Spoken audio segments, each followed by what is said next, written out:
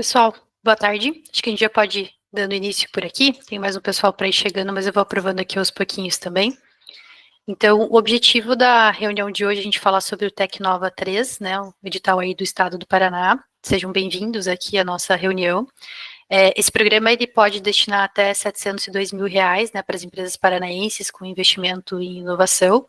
Falando um pouco sobre quem vai participar dessa conversa, então eu sou Daniela Leal, CEO aqui da Audipex, né? A Audipex é um escritório de contabilidade especializado em empresas de tecnologia e por isso a gente sempre está de olho, né, nas oportunidades, benefícios, captação, fomento, subsídio que possam trazer alguma oportunidade importante aí para as empresas de tecnologia, e essa do Tecnova é mais uma delas, né? Por isso a gente convidou aqui alguns dos nossos clientes e também o Patrick fez alguns convites aí a nível de mercado também para o ecossistema, para que a gente possa falar e ter uma conversa produtiva em relação a essa temática. Vai participar dessa conversa também o David Oliveira dos Anjos aqui, que é o analista de tecnologia e inovação da Fundação Araucária. David, antes de mais nada, muito obrigada pelo teu tempo, pela oportunidade aqui da gente estar falando e enriquecer essa conversa, viu? Muito obrigado, viu, Daniela? É um prazer participar de vivências como essa para falar um pouco da Fundação Araucária, para falar um pouco das nossas atividades e da atuação da inovação, né, no estado do Paraná. Perfeito. Então, o David vai nos ajudar aqui, principalmente mais para o final do webinar, em relação às dúvidas que tenham em relação à temática que vai ser discutida aqui, seja para aquelas empresas que se interessem, né, pela apresentação que a gente vai fazer, seja para aquelas que já estão preenchendo e têm alguma dúvida mais prática, vai ser bastante produtivo aqui ter o David participando dessa conversa. Falando um pouquinho para vocês em relação à dinâmica que a gente preparou aqui para o evento, então, basicamente, eu já estou apresentando a minha tela aqui, e a gente tem uma apresentação para falar de forma mais estruturada em relação aos pontos importantes aí desse edital, né? Então, falando sobre o programa e principais cuidados em relação a ele. No final do evento, a gente vai abrir para perguntas, e aí vocês podem ficar à vontade, né? No momento que a gente liberar ali para fazer a levantada de mão, para tirar dúvida tanto em relação à apresentação, quanto em relação a qualquer questão prática que surja por aí. Falando sobre a pauta, então, dessa reunião que a gente tem para falar aqui agora, a gente vai passar, então, sobre o objetivo do programa, principais temas de apoio, os prazos de inscrição, quem pode participar do programa, como que funciona a divisão dos recursos financeiros e valor solicitado. Também vamos falar sobre a parte de aceleração e internacionalização, que foi incluída agora nessa versão 3 do edital, né? Qual é o checklist da documentação necessária, como que vai funcionar a elaboração do plano de trabalho, a pontuação, as despesas que podem ou não podem ser vinculadas a esse recurso do Tecnova, e também ali como funciona o envio da proposta e depois triagem, contrapartida, execução, até o recebimento dos recursos. Então, passando por esses pontos aqui, a gente vai ter um entendimento de uma forma mais simplificada, estruturada, de todos os pontos que é importante vocês saberem aqui a respeito do edital. Então, começando aqui sobre o objetivo do programa, né? Então, o programa Tecnova, ele é um programa em parceria com a Fundação Araucária e tem por objetivo realmente fomentar, né, a área de inovação para as empresas paranaenses. Então, esse programa ele vai disponibilizar R$ 30 milhões para 60 projetos que forem aprovados, né? Então, 60 empresas vão apresentar projetos de inovação e vão ser aprovadas aqui para o recebimento do recurso. Esse programa ele tem alguns temas de apoio, né, que são áreas consideradas estratégicas para o estado do Paraná. Então, vão ter as áreas prioritárias, que são essas apresentadas aqui, né, agricultura e agronegócio, biotecnologia e saúde, energias inteligentes, cidades inteligentes, educação, sociedade e economia, e também tem as áreas transversais, que está sendo apresentado aqui como desenvolvimento sustentável e transformação digital. Com relação ao prazo de inscrição do programa, as inscrições elas vão até o dia 3/6, então é um prazo que está próximo, né? Ainda é factível começar o processo de plano de trabalho e inscrições, mas é importante que as empresas comecem, né, o quanto antes para dar esse tempo de escrever o projeto consistente, fazer as revisões necessárias e não ficar com esse prazo apertado até o dia 3/6. Falando sobre quem pode participar do programa, tem basicamente alguns requisitos aqui para conseguir, né, ter essa participação. O primeiro deles é ter um CNPJ ativo no estado do Paraná, ter o objeto social que contemple a atividade compatível, né, com o projeto que está sendo aprovado, Existe uma definição também de contrapartida financeira que varia entre 2,5% e 10%. A gente vai falar mais a respeito disso, de como que funciona essa definição.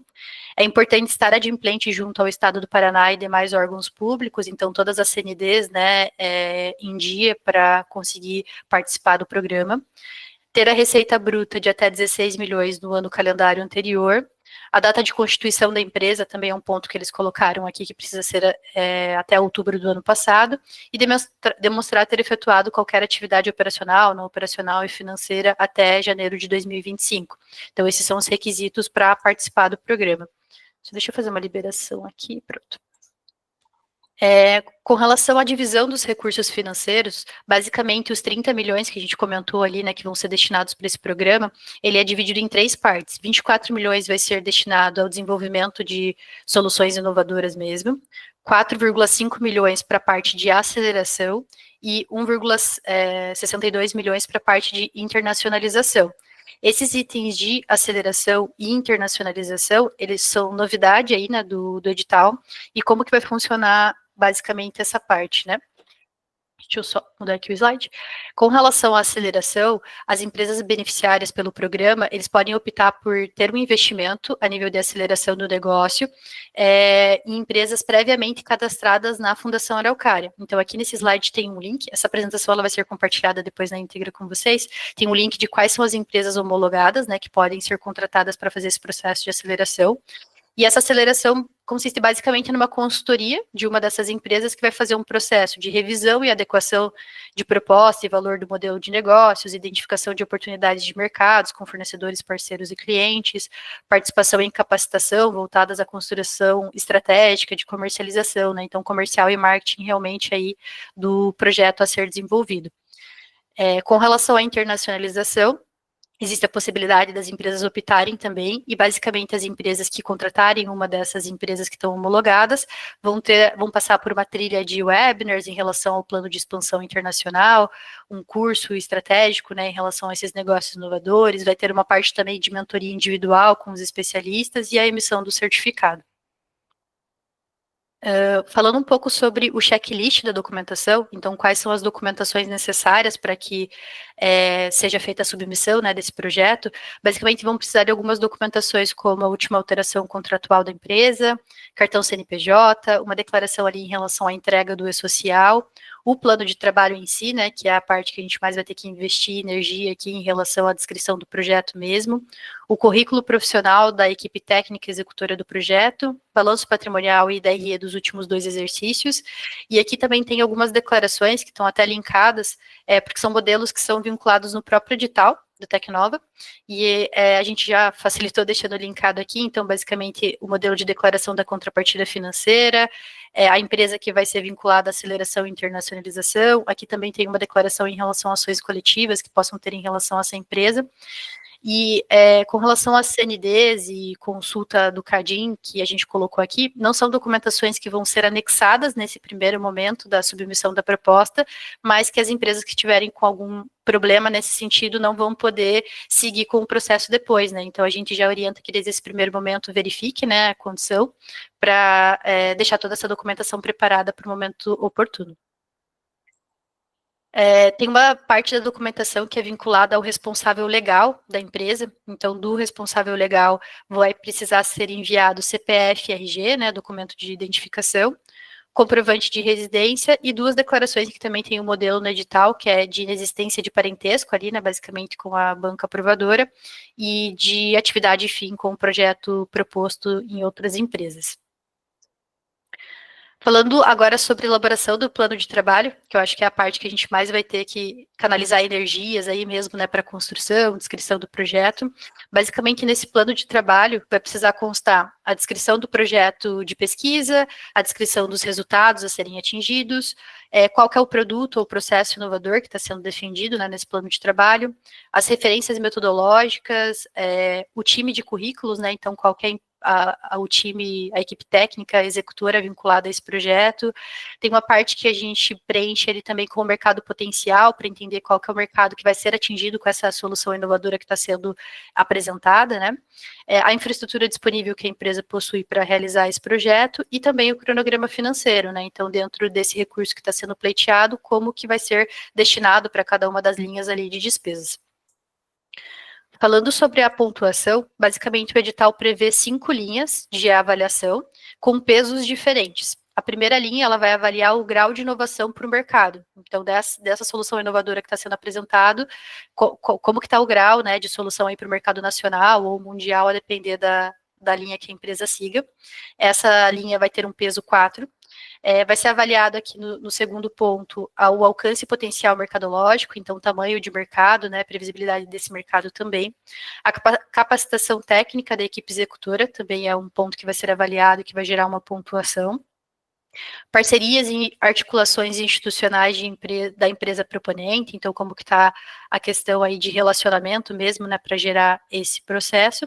E por último, a consistência da proposta em si, então desde as metas, atividades, os indicadores, orçamento e prazo, se está consistente, se está coerente, está razoável com tudo que foi apresentado. E no final das contas, as empresas que tiverem a maior pontuação, né, dadas essas 5 linhas e pesos, vão ser uma das 60 empresas selecionadas aqui para receber o recurso da Tecnova. Falando um pouco sobre as despesas que podem ser vinculadas no projeto, né, ou seja, recebendo esse recurso, o que, que eu posso fazer com ele, como que eu vou apresentar ali no cronograma financeiro a destinação para esse recurso. Basicamente, esse recurso ele pode ser utilizado para pagamento de pessoal, então CLTs ali mesmo vinculados à empresa, gastos com prolabore, desde que esse sócio participe efetivamente da execução, né, do projeto. Serviços de terceiros, então PJs, né, serviços de consultoria, locação, enfim, materiais de consumo e diárias, passagens e despesa com locomoção, exclusivamente para a equipe executora do projeto. Então, essas são as despesas previstas que podem ser vinculadas ao recurso que vai ser direcionado. O edital ele apresenta também de forma explícita as despesas que não são financiáveis, ou seja, não podem ser utilizadas com esse recurso, né? Então, basicamente, são citadas despesas como aluguel, estagiários, contas de consumo, como luz, água, telefone, materiais fotográficos, peças, manutenção, combustível e pedágio vinculadas a veículos ali, né? Prolabore de sócio que não esteja envolvido diretamente com o projeto, obras, aparelhos celulares e taxas e tarifas bancárias. Essa parte das tarifas bancárias tem uma previsão de poder ser utilizado com a contrapartida, mas não com o recurso que vem da Tecnova mesmo, né? Mas é importante ter atenção em cada uma dessas linhas para que não tenha nenhum gap ali na apresentação da proposta e muito menos no momento da prestação de contas posteriormente, né? Com relação ao envio da proposta, tudo isso é enviado por um formulário eletrônico, a gente até deixou o link aqui, né, que é da SparkX, que é um portal vinculado à Fundação Araucária mesmo, e nesse link, depois de feito um usuário e senha, basicamente são abertos alguns módulos aqui do lado esquerdo, e à medida que a gente vai clicando aqui nesses módulos, vai abrindo os campos de preenchimento mesmo de todas essas informações que a gente foi falando no decorrer da reunião, né, então para descrever o projeto, equipe executora, cronograma financeiro, metodologia, objetivos, enfim. Então, são preenchidas e anexadas todas as documentações necessárias dentro do SparkX e, dessa forma, o projeto está submetido e vai passar pela análise na sequência.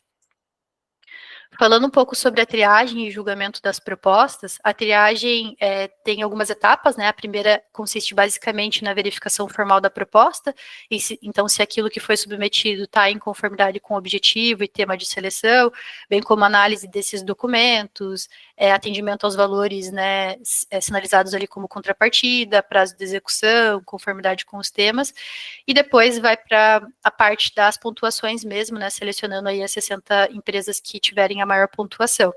Os resultados, eles estão previstos para serem divulgados a partir de fevereiro de 2026, então é um recurso que as empresas podem contar a partir do próximo ano, né, apesar da submissão ser agora em 2025.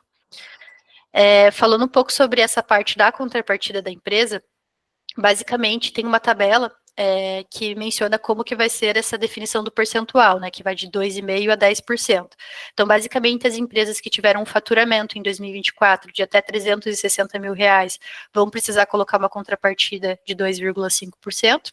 As empresas que faturaram em 2024 de 360 mil a 4,8 milhões, de 5%. Acima, né, de 4 milhões e 800 até os 16 milhões, que é o limite ali para participar realmente do programa, vai ser uma contrapartida de 10%. Isso quer dizer que do valor mínimo e máximo, né, que vai ser solicitado aí para a Tecnova, digamos que a empresa tenha desenhado um projeto que vai ser solicitado R$500 mil. E essa empresa, ela está nessa faixa de faturamento aqui na terceira. Então, ela vai precisar colocar em uma conta do Banco do Brasil ou da Caixa Econômica Federal R$50 mil. Então, o total que ela vai defender no projeto dela é, na verdade, de R$550 mil, sendo 500 colocados pela Tecnova e 50 mil a título de contrapartida, né? Então, são esses valores que precisam ser considerados no plano de trabalho. É importante dizer que essas contas do Banco do Brasil ou da Caixa Econômica Federal, elas são contas exclusivas para a execução do projeto. Então, essa conta é feita, a abertura dela é feita com essa finalidade, os recursos são depositados nessa conta, todas as despesas são pagas por essa conta, diferente de toda a conta operacional mesmo que a empresa já possui, né? E depois a prestação de contas também vai ser vinculada a essa conta. Falando um pouco sobre a execução do projeto, o prazo máximo de execução é de 36 meses, conforme previsto no edital, e durante esse período vão ser apresentados relatórios, prestação de contas, né, e essa prestação de contas ela vai ser feita numa plataforma eletrônica específica, né, divulgada ali pela fundação mesmo.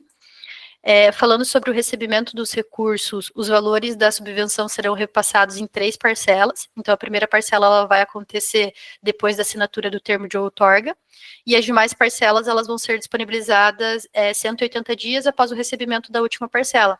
Então, é importante também que quando for pensar no cronograma financeiro, no plano de trabalho, entenda como que esse recurso vai ser destinado ao longo do tempo de execução do projeto, né?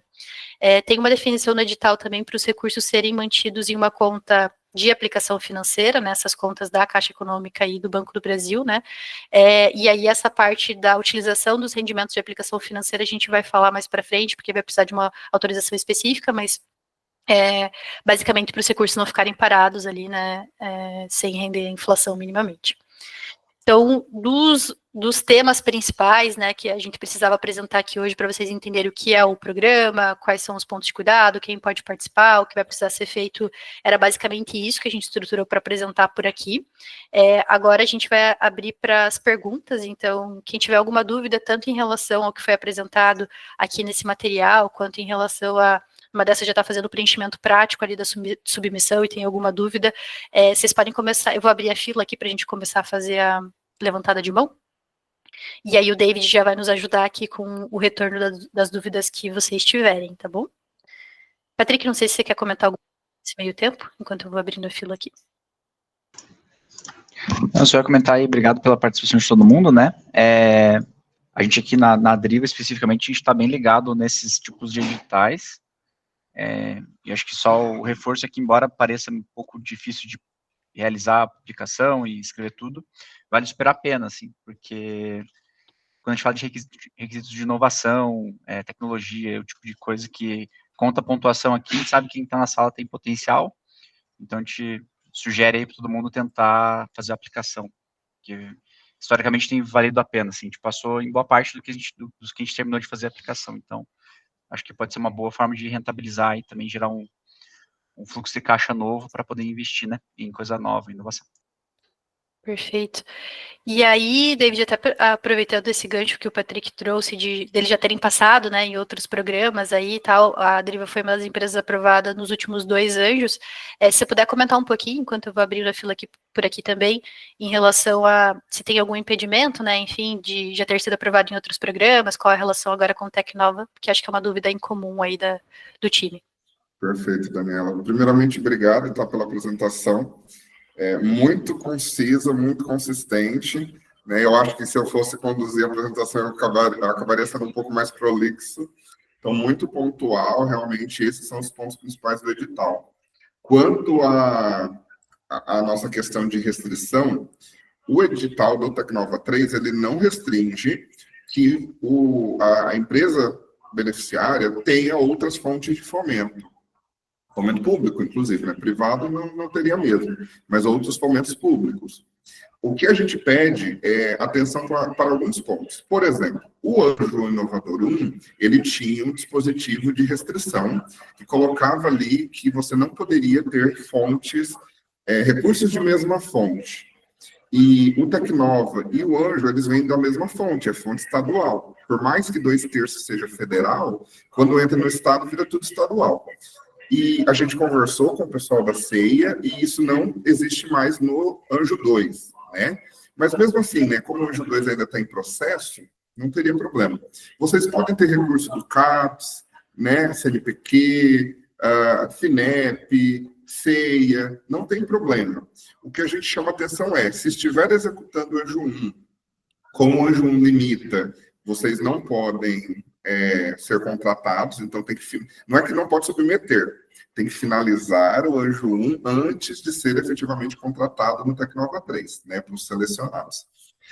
Não pode ter pendência com a fundação. Então, quem daqui já ainda, por exemplo, tem vínculo com o Centelha 2 ou Tecnova 2 e ainda não finalizou, também tem que finalizar antes de ser contratado. Submeter pode. E, por último, a gente só chama a atenção de que o objeto de fomento não pode ser o mesmo. Pode ser o mesmo projeto, mas com objeto distinto, né? Então, se no Anjo 1 foi a etapa 1 e 2, no Anjo 2 foi a etapa 3 e 4, e no Tecnova, etapa 5, 6 e 7, ou algo assim, tá bom? Perfeito. Então, atenção em relação a essa questão do objeto para não ser o mesmo do Anjo, por exemplo, nesse caso da DIVA, né? Exato. Isso, na verdade, não é uma limitação de elegibilidade, mas isso vai acabar impactando a pontuação nos critérios de avaliação, porque você estaria desenvolvendo uma proposta vinculada a algo que já foi fomentado, né? Perfeito. Obrigada, David. Vou abrir aqui a fila, então. Daniel, se você puder fazer a sua pergunta, por favor.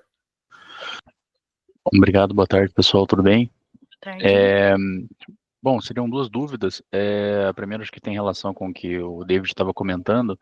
Por exemplo, se eu tenho um projeto, o qual o protocolo, né, é aprovado, vamos pensar nesse sentido, e finalizou, deu tudo certo, daí mais para frente eu tenho mais um projeto, eu posso participar do programa novamente, com um projeto distinto.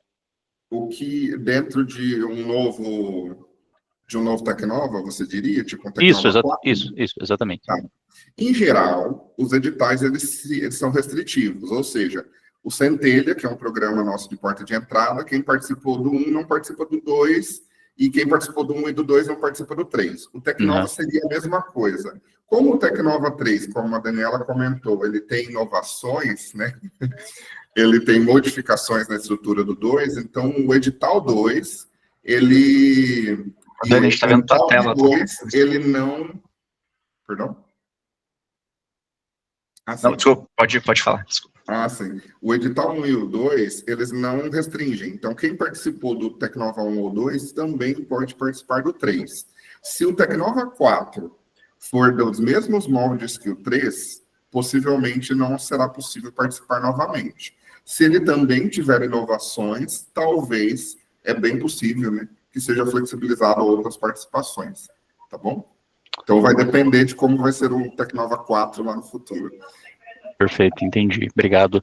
E outra dúvida, desculpa, eu não sei se isso foi falado e eu acabei me perdendo, eu só queria confirmar se o programa ele se restringe, por exemplo, a somente empresas do regime normal, ou tanto faz ser do regime normal ou simples. A gente consegue... As únicas exceções são os empresários individuais, como os MEIs, que não podem participar. Mas, por exemplo, Inova Simples é uma modalidade que a gente tem utilizado desde o Centelha 2, então, todas as outras modalidades, tá? David, mas aí tem documentação que ali no edital pede que é diferente. A gente vai entender que é modificada por causa da condição, né, do formato de constituição da empresa, ok? Tá bom, entendi, obrigado. Maravilha. Patrick, obrigada por avisar. Eu estava justamente abrindo as perguntas ali no WhatsApp e acabei interrompendo a apresentação, né? David, vou aproveitar para passar por aqui as outras dúvidas que a gente recebeu também ali pelos outros canais, né? Uma das dúvidas foi que foi aberta a possibilidade, né, nessa edição do Tecnova para as questões de aceleração e internacionalização. Mas essa é uma questão opcional e ela não interfere em relação à classificação da empresa, né? Se você puder comentar um pouquinho sobre isso também, por favor. Exatamente. Quando a gente tem a conversa com as aceleradoras, né, que foram 9 credenciadas na aceleração e uma na internacionalização, não são só do Paraná, tem de outros estados, a gente sempre orienta para as credenciadas, elas foram avaliadas em editais próprios. Então, as aceleradoras tiveram uma avaliação de um edital específico, as empresas de internacionalização também. Eles têm um escopo básico, um plano de trabalho básico que deve ser cumprido. Se este plano, essas atividades fazem sentido para as atividades da empresa, né, no que se refere a planejamento de mercado, né, nicho de mercado, toda a questão de negócios mesmo, né, o plano de negócios, e também essa abertura para o mercado internacional, isso vai estar consistente no plano de trabalho e isso vai estar indicado na proposta. Se ficar claro e evidente na condição da proposta de que isso não faz diferença e o coordenador opta por não colocar esses itens, então isso vai ficar também super redondo, o avaliador vai perceber que esses itens não faziam, pela condução da narrativa do plano de trabalho, não era necessário, né? E não tem prejuízo nenhum. O que a gente fala se colocar aceleração, tem que justificar como isso se vincula, né? E porque senão também fica solto, né? E os itens têm que casar muito bem entre si, né? E os ausentes também, né? Não pode ter falta de nada na escrita do plano de trabalho. Perfeito. Outra dúvida que surgiu aqui também é que o edital, ele define o valor mínimo e máximo, né? E essa definição, ela não tem relação com tamanho de empresa, porte de empresa, ela vai ter mais relação, na verdade, com o projeto que a empresa for defender mesmo, né? Então, vai de 477 mil a 702 mil reais, e a depender do plano de trabalho, cronograma financeiro que essa empresa estabelecer, que esse valor é definido, certo? Exatamente. Inclusive, pode acontecer, tá, pessoal? Uma startup que não tem faturamento ser beneficiada com 702 mil e uma empresa de, sei lá, de 15,5 milhões de faturamento ser beneficiada com 400 mil, porque esses foram os planejamentos aprovados, entendeu? Pode acontecer. Perfeito. E caso a empresa não opte por seguir com aceleração e internacionalização, aí ela tem que reduzir esse valor ali que é destinado especificamente para essa causa, né? A gente orientou dessa forma para que a gente fique bem coeso, né, atenda de forma coerente o que o edital traz. Como o edital tem como premissa essa novidade da aceleração e internacionalização, a gente colocou, o edital define e a gente considera que não haverá necessidade, na verdade, não haverá benefícios se a gente flexibilizar, para que uma empresa peça 702 e depois não use aceleração, né? Então, sim, se tiver a opção de restringir, de não colocar aceleração, desconta-se 75 mil, se não colocar a internacionalização, desconta-se 27 mil do total, né, do máximo, e do mínimo também, obviamente. E uma vez que a empresa se comprometa a fazer esse processo de aceleração e internacionalização, e o plano for aprovado, então isso gera uma obrigação. Se isso não for cumprido, também tem que ser muito bem justificado, e a gente vai avaliar caso a caso se isso não for cumprido, né? Perfeito. Outra dúvida que chegou aqui para a gente é se existe algum impedimento em um sócio que faz parte do quadro societário de mais de uma empresa, né, de um grupo econômico ali, eventualmente, se tem alguma restrição de várias empresas participarem, né, com projetos diferentes do Tecnova.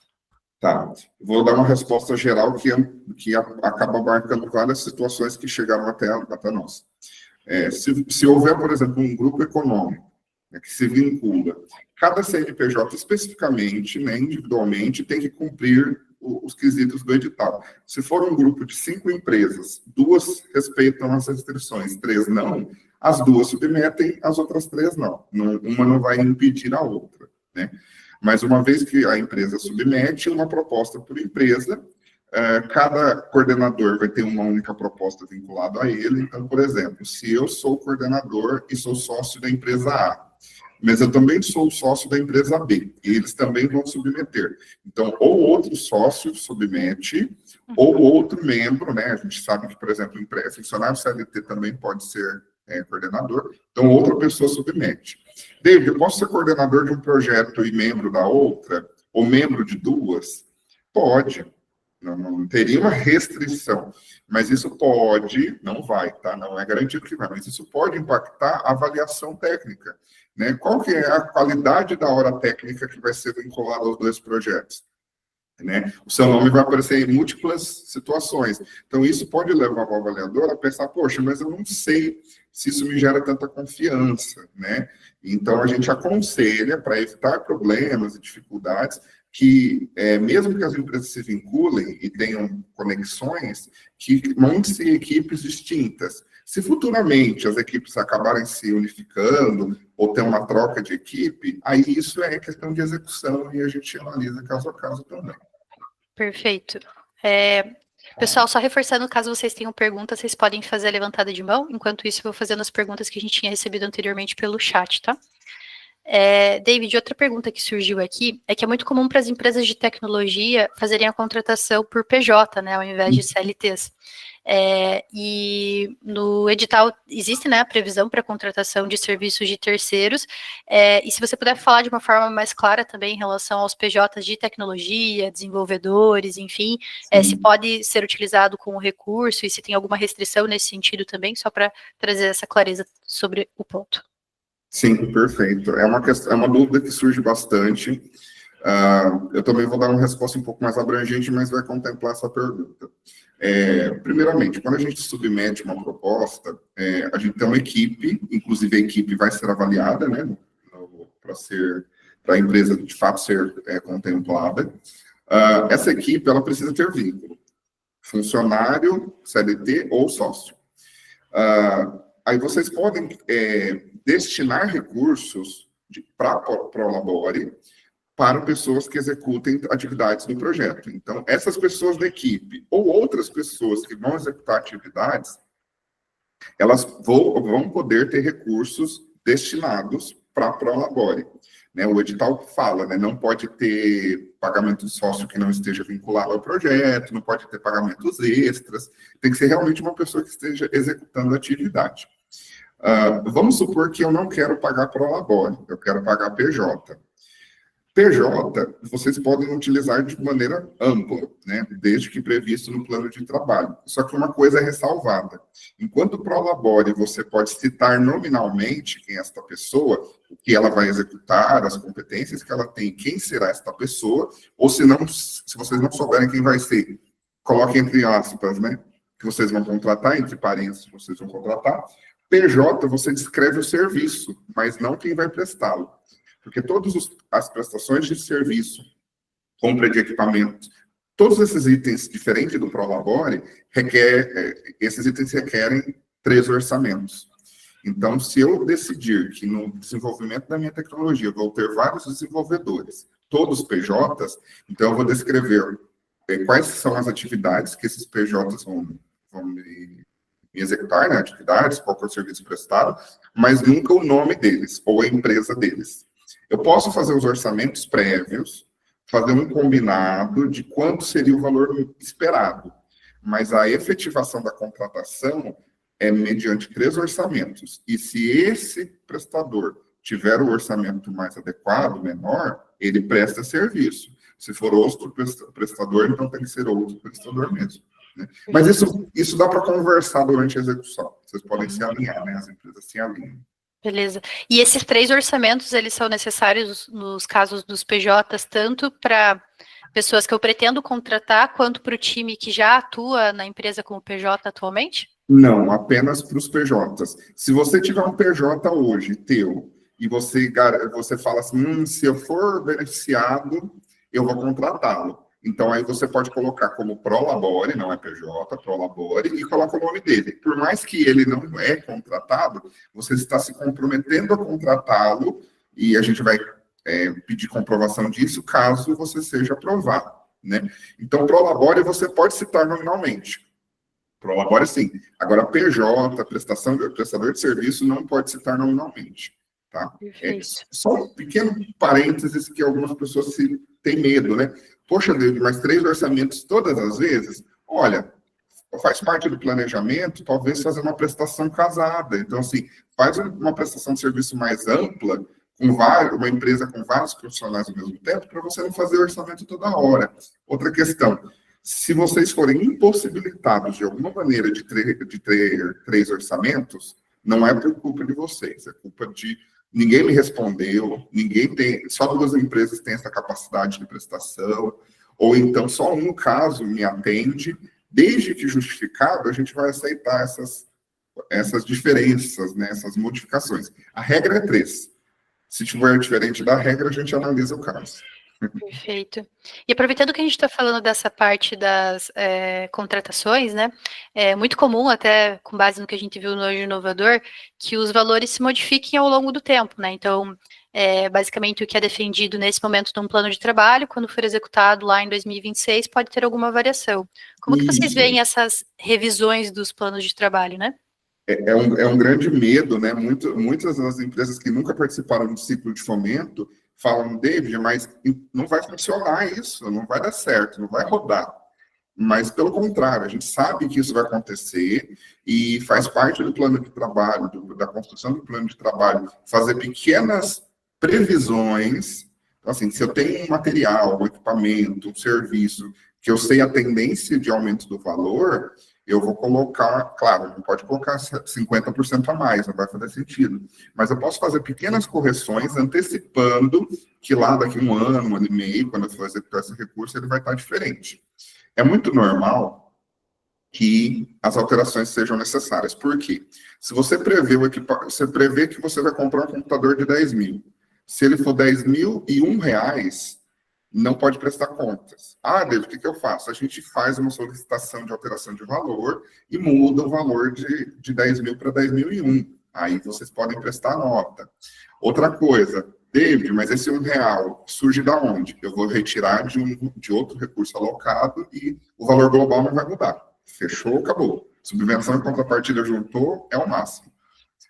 Mas aí a gente vai remanejar, é o que a gente chama, né, remanejamento, e também a questão de meses, né? Se você se compromete a comprar um computador no 2º mês e vai comprar no 5º, você também tem que mudar isso no planejamento. A mesma plataforma que vocês utilizarem para fazer a submissão da proposta é a plataforma que vai ser utilizada para fazer acompanhamento dos recursos, prestação de contas, lançamento dos relatórios técnicos, né? Você falou, né, Dani, que a gente tem as 3 parcelas. Para solicitar a segunda, você tem que ter utilizado, a nossa regra é 80% do anterior, e fazer um relatório técnico. Então, toda vez que eu peço uma nova etapa, né, um novo recurso, a gente pede um novo relatório técnico. E só uma última coisinha para passar a pergunta, né? A gente tem a previsão base de 180 dias, né, por projeto, por parcela. Isso vai estar definido lá no plano de trabalho aprovado, né, quando vocês já estiverem em execução, mas pode acontecer do recurso ser pedido antes ou depois dessa etapa. Isso também é possível, tá? A gente vai avaliar a situação caso necessário, tá? Perfeito, David, obrigada pelos retornos, viu? A gente tem uma pergunta do Francisco Siqueira, pode perguntar, por favor. Eu queria entender um pouco melhor como funciona essa questão. Eu vi que tem algumas áreas prioritárias e também transversais. Então, eu queria entender como a combinação dessas áreas pesariam no processo de avaliação, por exemplo. Essa é uma questão que eu queria entender, porque, por exemplo, a ESG, que tem questão de sustentabilidade, transformação digital, meio que é super abrangente, envolve aí as áreas prioritárias, né? Uhum. Eu também percebi que tem uma área ali de cidades, sociedades, que eu também acho super amplo, né, de um sentido que até eu queria entender um pouco mais a especificidade para saber se a gente para entender, por exemplo, a solução que a gente vai estar apresentando vai estar aplicando aí para esse processo, porque, por exemplo, no nosso caso é uma solução que a gente já tem, né, de uma inteligência artificial conversacional e multicanal e tal, só que a gente eu entendo que faz sentido a gente tentar obter essa verba desse fundo, né, de incentivo do setor público, para a gente atuar no nosso roadmap, nas nossas futuras releases, no desenvolvimento dessas soluções. Também eu queria entender também se faz sentido. E aplicar uma solução que já existe, a gente até já apresenta para o mercado, mas que a gente entende que essa verba pode ajudar no desenvolvimento do roadmap da solução, né? Perfeito. Tá ótimo, Francisco.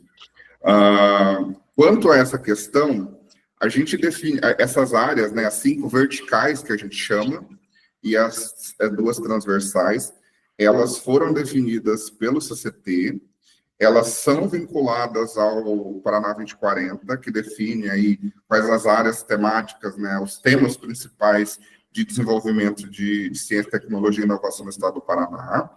Eles são tópicos abrangentes para que os projetos das mais diferentes áreas se adequem, né? No Tecnova 2, a gente tinha uma abertura, né, de uma teia muito maior de possibilidades. Então, você entrava numa área, sub-área, sub-sub-área.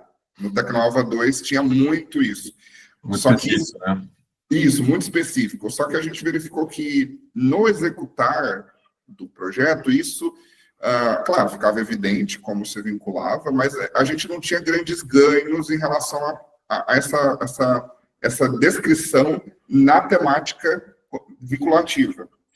Então, a gente utilizou as 5 temáticas base, né? Isso não significa, e não quer dizer que não seja importante, na construção do plano de trabalho, você deixar claro, por exemplo, o meu projeto, eu posso escolher o de vocês, vamos citar o de vocês. Eu acho que o meu se vincula à educação, sociedade e economia, então você coloca esse tópico, mas na escrita você pode citar como o projeto também se vincula às cidades inteligentes, também se vincula a outras demandas, enfim, essa construção da história você pode fazer. É bom que você faça. Mas, assim, a título de indicadores, a gente colocou as 5 temáticas. As transversais, por mais que elas também sejam amplas, elas trazem diferenciais. Se de alguma maneira, e isso, obviamente, tem que ficar claro na escrita do plano de trabalho, for mostrado, evidenciado que a proposta tem impacto sustentável, né? É um projeto sustentável, tem vínculo com questões sociais, com questões que realmente beneficiam a sociedade paranaense. Aí a gente coloca isso de 2 maneiras centralizadoras, que é o desenvolvimento sustentável e transformação digital. Se isso ficar evidenciado no plano de trabalho, isso é um diferencial. Isso chama mais a atenção do avaliador, isso faz com que a nota possivelmente seja maior. Então, a gente coloca esses elementos para vocês poderem falar, olha, o meu projeto se vincula a essa transversal. Então, beleza. Então, o seu projeto tem um diferencial em relação àqueles que não se vinculam tão diretamente. Perfeito. Né? Só que aí, às vezes, acontecem algumas questões que às vezes, é um pouco relativo a esse benefício da sociedade. Por exemplo, hoje a gente sabe que inteligência artificial está num hype incrível, né? Generativa AI, toda essa parte dos agentes, né, que são desenvolvidos de inteligência artificial, inclusive essa é a nossa atuação exatamente nesse segmento, né? Muitas vezes essas inteligências artificiais, elas acabam realizando o trabalho que equipes com pessoas realizariam.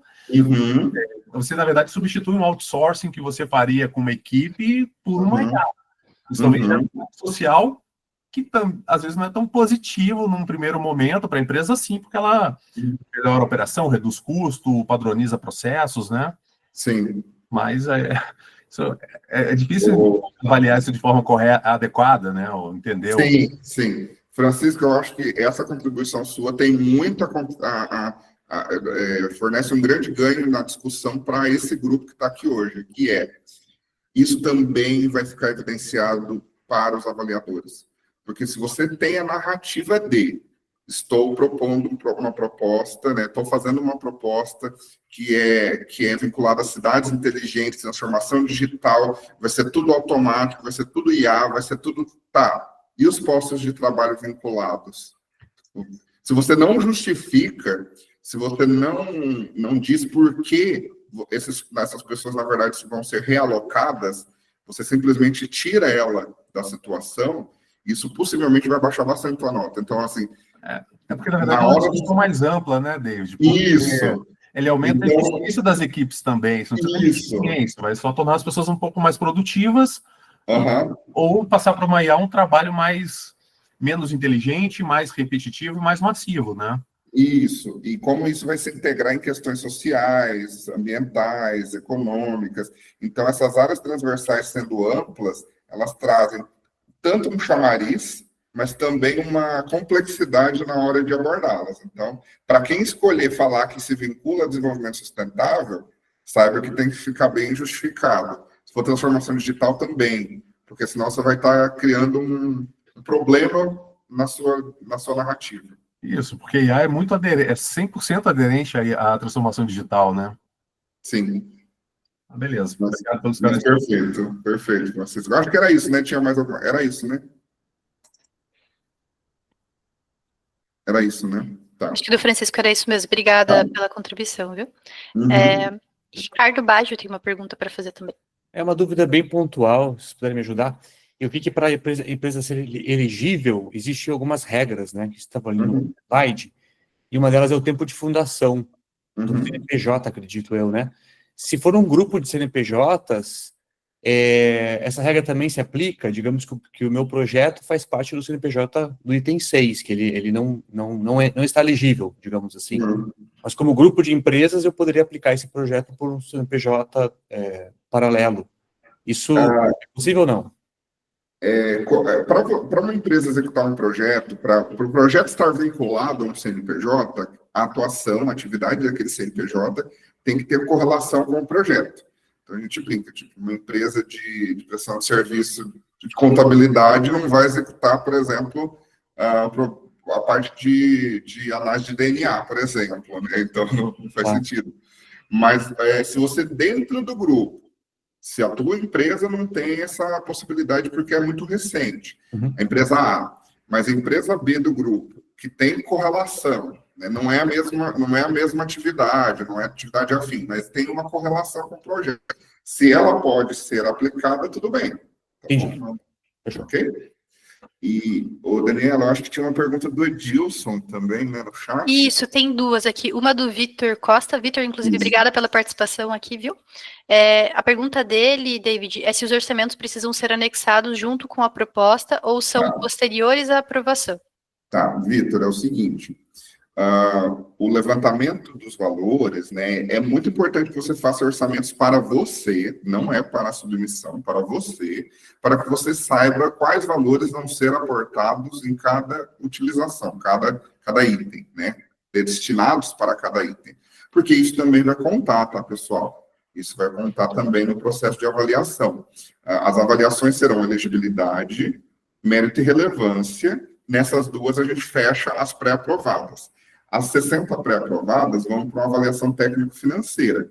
Se a gente começar a verificar que você pediu itens que, em geral, no mercado custam 10 mil e você pediu 30, dependendo da situação, a gente pode restringir valores. A gente pode cortar de 30 para 10 e você perde 20 mil. Então, assim, o valor fechado do projeto, ele só é descoberto lá no final da aprovação, lá depois, quando a gente tiver para contratá-los, tá bom?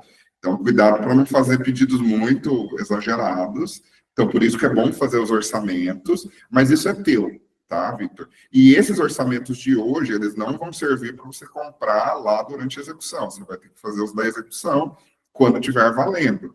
Porque nada que for comprado, orçado ou executado, né, antes da data da contratação, pode ser contado, tá? Então, assim, David, comprei 3 computadores em dezembro, fui beneficiado em fevereiro. Posso lançar as notas? De jeito nenhum. Tipo, você comprou os computadores, é teu dinheiro e ok, tá bom? Mas não precisa colocar orçamento nenhum agora na submissão, é só para vocês mesmos se organizarem, ok? Isso. Agora vamos para a última pergunta aqui para dar o encerramento do evento, que é do Edilson. A pergunta dele, David, é se para prestação de contas deverá ser emitida uma nota fiscal pela empresa do valor utilizado da parcela. A prestação de contas ela é mensal. Então, quando você escreve um projeto, vocês podem ver que, além da previsão de qual item, qual recurso vocês vão utilizar e para quê, vocês dizem qual mês isso é feito. Então, a prestação de contas é mensal. Todo mês vocês têm que colocar lá nos campos específicos as notas fiscais equivalentes às compras que vocês fizeram, né, os PJs que vocês pagaram, os itens que vocês consumiram, né, com recurso de projeto, o pagamento de prolabore, os rendimentos das contas poupanças, né, infelizmente, tá, pessoal, não pode ser outro tipo de rendimento, tá, só conta poupança mesmo. Por mais atrativo que seja a proposta do gerente, não pode ser outra conta, tá, é só poupança. Então, assim, o rendimento da poupança, tudo isso vai ser colocado mês a mês. E a gente vai ter uma equipe técnica especializada para auxiliá-los, tá bom? Então, fiquem tranquilos quanto a esse dia a dia da rotina. Vocês vão ter contato com a inovação, com prestação de contas, setor de contratos e convênios, setor que cuida do sistema. Vocês vão ter 3 anos de acompanhamento, além de recurso financeiro, tá bom? Perfeito. Obrigada pelo retorno, David. Pessoal, a gente vai entrar aqui já no encerramento do evento para atender o horário estipulado. Eu estou deixando meu contato aqui no chat do Google também, e caso vocês tenham qualquer dúvida no decorrer aqui, depois do evento, né, em relação ao programa, submissão, precisem de algum apoio nesse sentido, vocês podem me chamar que a gente consegue apoiar também aqui enquanto Audipex. Queria agradecer a participação de todos que destinaram esse tempo aqui, né, para a participação do evento, conseguir entender melhor sobre a oportunidade, especialmente agradecer você, né, David, que eu sei que você está numa fase aí de correria em relação à análise desses projetos, mas mesmo assim teve a gentileza, né, de disponibilizar esse tempo para nos ajudar aqui a tornar essa reunião mais produtiva. Então, aquelas empresas que ficaram interessadas no programa, é algo que vale bastante a pena realmente a gente investir esse tempo, essa energia para escrever esse plano de trabalho de forma consistente. É um recurso que pode mudar a regra do jogo aí mesmo para as empresas, né? A tecnologia precisa de muito incentivo, de tração, e esse é um recurso que realmente pode acelerar aí o crescimento das empresas, mesmo nesse investimento para as questões de inovação, né? Então... Isso mesmo, Daniela, muito obrigado pelo convite. A gente está com a rotina bem fechada. Ontem foram 3 vivências, hoje foram 2. Você tem meu contato? Eu peço que você passe a quem te procurar os contatos do meu e-mail, que é o inovação@fundaçãoaraucaria.org.br, o nosso ramal, né, para também tirar dúvidas eventualmente. Eu vou te passar ali pelo mensagem, aí você pode disponibilizar para o pessoal depois. Muito obrigado, pessoal. Participem do edital. E caso vocês tenham alguma ideia, dúvida ou questão, pode nos procurar pelos contatos que eu vou passar para a Daniela, porque esse é um dos editais que a gente tem. Tem várias opções para vários momentos da vida de vocês, tá bom? Muito obrigado. Perfeito, David. Muito obrigada. Obrigada, pessoal. Até mais. Tchau, tchau. Tchau, tchau.